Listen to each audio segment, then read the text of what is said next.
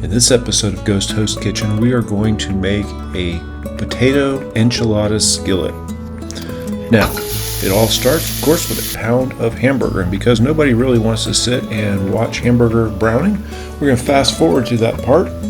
It'll be like the magic wave of a hand, and we're putting black beans into our hamburger. We're also putting some corn in there, and then we're going to mix it all together. This is just the start. Okay, we're not to the end yet. We also have some spices in there, some salt, pepper, cumin, things like that. If you wanted, you could also use a taco seasoning. And we're going to get that all mixed together. At this point, beans and corn, they're pretty much cooked anyway. There's really more reheating, but they are an important part of this recipe. This is a way that you can have Mexican at home. It's not true Mexican, no, but it uses Mexican components. It has Mexican flavors, including the enchilada sauce, which we just poured in there. You're going to mix this all together. Of course, we're not using tortillas here. In place of that carb, we're going to cook potatoes, but we'll get to that. All right, so just mix all this stuff up, get it good and heated. You want that sauce thoroughly mixed in there. And it's actually a pretty easy recipe to make. It's good for weeknights if you have a family to feed. It makes a lot, as you can see. The skillet here is absolutely full, and we haven't even got to the potato part yet.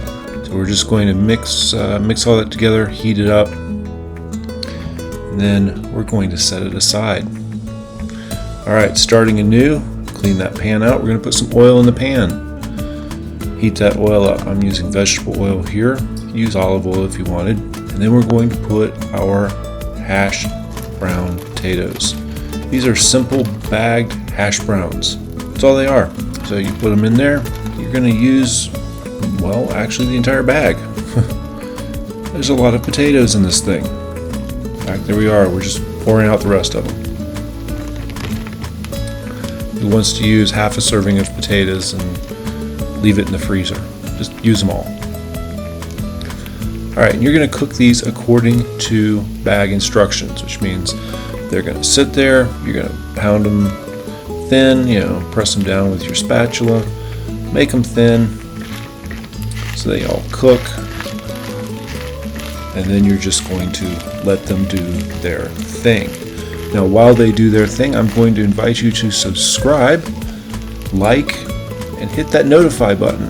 That way you always know when there is a new episode from Ghost Host Kitchen. Alright, so those potatoes are done. Now on to the next step. You spoon your enchilada mix onto the potatoes. If you thought that pan was full before, well, it's getting ready to get really full now.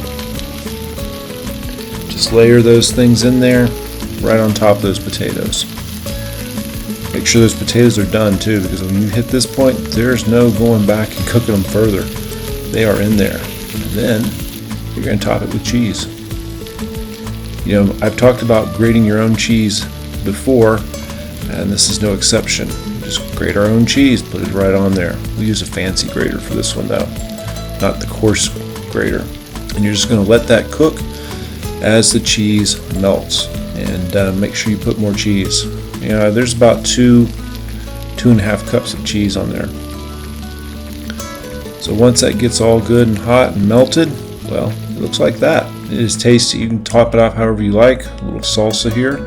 You could also use some sour cream like we did. And that's it. Beautiful, beautiful dinner. Tastes great too. Thanks for watching another episode from Ghost Host Kitchen.